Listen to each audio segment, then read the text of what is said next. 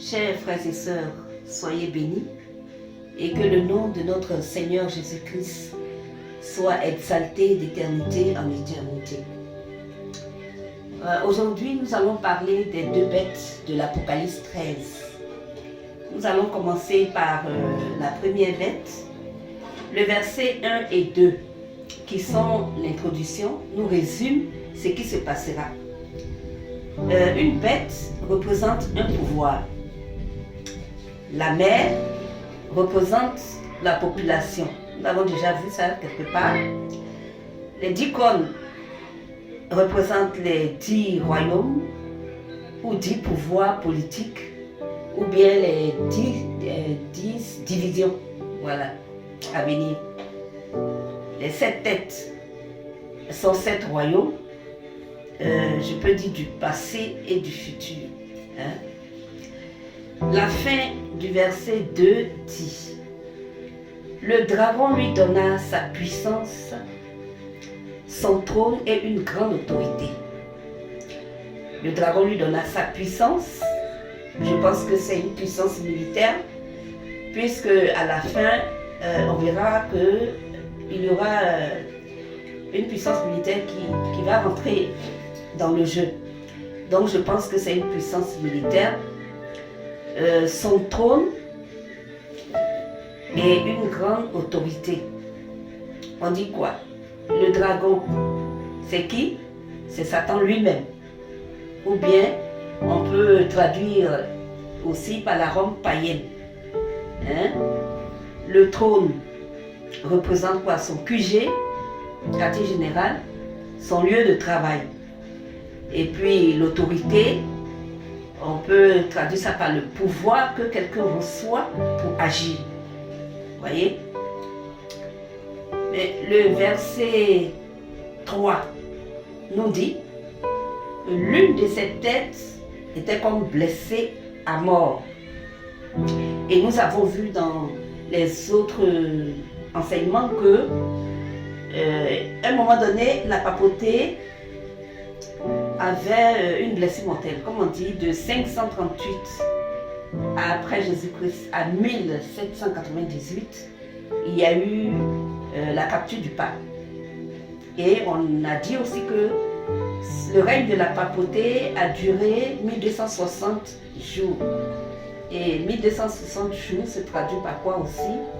On avait dit un temps de temps, la moitié des temps, ou 3 ans et demi. Voilà. On a parlé de la guérison aussi de cette blessure qui est arrivée ou bien qui s'est faite par l'accord de Latran avec Mussolini. On avait vu ça la dernière fois.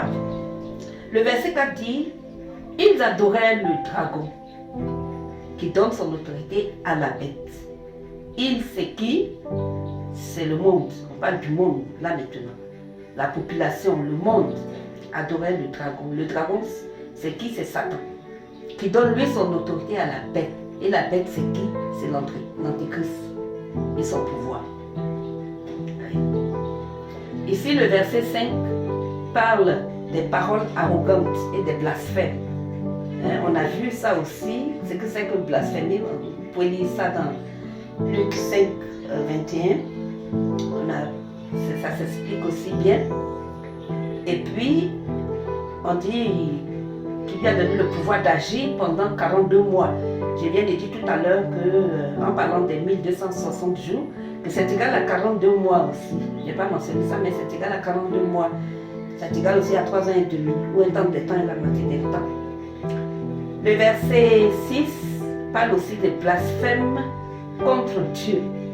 Effectivement, on avait expliqué aussi que blasphémer contre Dieu, c'est se proclamer lui-même Dieu. Donc on verra dans l'avenir, nous sommes déjà dans l'avenir, dans le futur, on va voir qui se proclame Dieu. Ce serait des blasphèmes. Voilà. Et cette personne-là, ou ce groupe-là, fera la guerre aux saints. Et puis on dit qu'il va les vaincre. C'est vrai, il fera la guerre aux saints, ça veut dire quoi? C'est la persécution. Faire la guerre aux saints, c'est la persécution. Et puis quand on dit qu'il va les vaincre, c'est quoi? C'est toujours la persécution, mais dans vaincre aussi, ça veut dire qu'il va les avoir, il va les gagner. par quelque chose, je ne sais pas, peut-être par un mensonge, ou bien par la ruse, ou bien par quelque chose va détourner, voilà, les enfants de Dieu. Ils vont se laisser avoir, c'est ce que ça veut dire aussi, les vaincre. Vous voyez? Et on dit, le verset 8 dit que tous les habitants de la terre l'adoreront. Tous les habitants de la terre l'adoreront. Mais, sauf qui? Bon, on dit les habitants de la terre l'adoreront, hein, c'est ceux dont le nom n'a pas été écrit dans le livre de vie de l'agneau. Ça veut dire que tous ceux qui n'appartiennent pas au Seigneur Jésus vont adorer la bête. Vous voyez comment c'est important? Voilà pourquoi on demande, le Seigneur Jésus demande de faire partie de la première résurrection qui est l'enlèvement. Il demande que les gens soient sauvés. Parce que celui qui n'est pas en Jésus, il ne peut pas être sauvé. Si tu es en autre chose, tu n'auras pas ton nom dans le livre de vie. Donc il faut tout faire pour avoir ton nom dans le livre de vie de l'agneau. Le livre de vie de l'agneau, c'est le livre du Seigneur Jésus-Christ. Ce n'est pas le livre d'un autre ou bien d'un ange ou bien quelqu'un. C'est bien écrit, le livre de vie de l'agneau. Voilà. Et puis le verset 9 dit, si quelqu'un a des oreilles, qu'il entende. Si quelqu'un a des oreilles, ça veut dire que vous entendez, vous écoutez.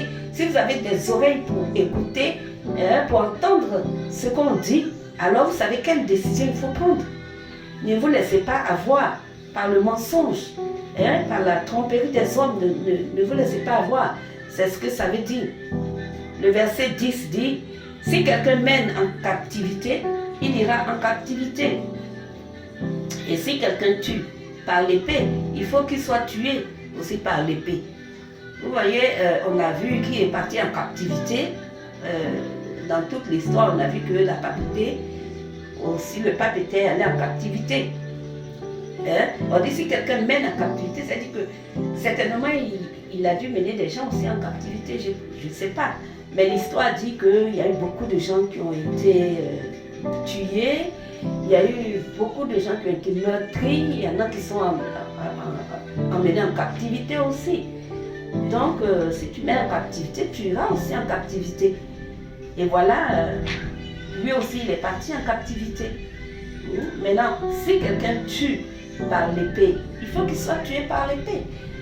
Au temps passé, les gens utilisaient beaucoup l'épée. Actuellement, on ne voit pas trop l'épée, mais à cette époque, c'était l'épée. Donc, si des gens ont été tués par l'épée, nous, à la fin des temps, ce ne sera plus l'épée. Peut-être dans certains pays qui utilisent l'épée, mais ça ne sera pas tellement l'épée, mais la parole de Dieu, la Bible dit que l'épée, c'est la parole de Dieu. Et la parole de Dieu, si tu utilises la parole de Dieu pour tuer ou pour tromper les gens, je ne sais pas si vous voyez ce que je veux dire. Si quelqu'un utilise la parole de Dieu pour tuer ou tromper les gens, la même parole de Dieu, qui est Jésus, te tuera aussi à la fin. Et vous allez voir ça dans Apocalypse 19, 15. Donc faites attention à la parole de Dieu. N'utilisez pas la parole de Dieu pour tromper le monde. Parce que cette même parole qui est Jésus, elle va vous avoir, elle va vous tuer aussi. Et après, on parle des saints qui doivent persévérer. C'est vrai, les saints doivent persévérer parce que beaucoup seront maltraités, beaucoup seront persécutés. Et il faut qu'ils aient la force de tenir.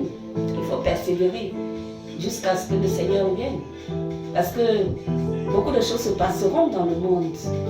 Et les chrétiens, les vrais, parce qu'il y a beaucoup de chrétiens, je n'ai pas besoin de vous en parler, mais je le dis parce que c'est la vérité. Il y a beaucoup de chrétiens. Mais tout le monde n'est pas enfant de Dieu. Parce que souvent on entend dire que nous sommes tous des enfants de Dieu. Nous ne sommes pas tous des enfants de Dieu.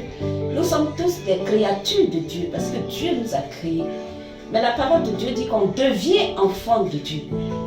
C'est à travers Jésus-Christ. C'est à travers l'acceptation de Jésus-Christ qu'on qu'on devient enfant de Dieu. Donc si tu n'as pas accepté personnellement le Seigneur Jésus, tu n'es pas enfant de Dieu encore. Tu n'es que créature de Dieu. Voilà, il faut qu'on s'entende bien là-dessus. Pour aujourd'hui, je pense que ça va. Pour la première bête, je vais entamer dans quelques minutes la deuxième bête. Que le Seigneur vous bénisse. C'est dans ta voix. Merci.